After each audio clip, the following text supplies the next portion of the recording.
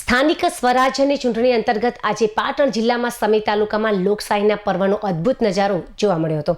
તાલુકાના દાઉદપુર ગામે એક 108 વર્ષના વયોવૃદ્ધ દાદાએ મતદાન કરી નવી પેઢી માટે જાગૃતિનું ઉત્કૃષ્ટ ઉદાહરણ પૂરું પાડ્યું છે।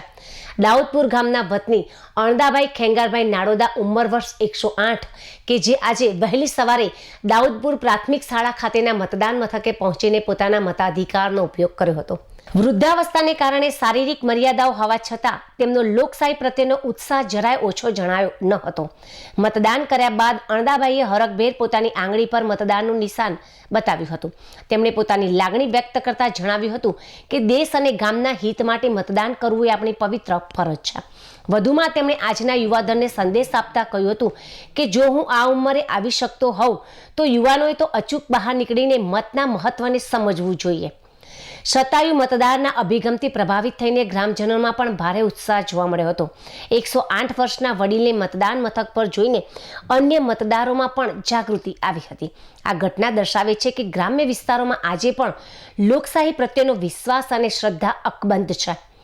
લોકશાહીને મજબૂત કરવા દરેક નાગરિક મતદાન કરે તે અનિવાર્ય છે।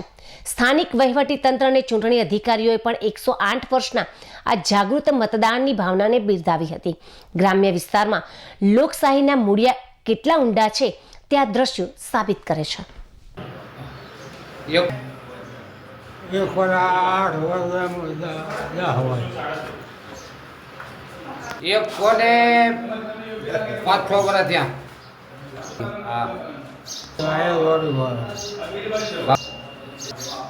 મને હજુ કમ્પ્લીટ શરીર બરીર બધું સારું લાગે છે।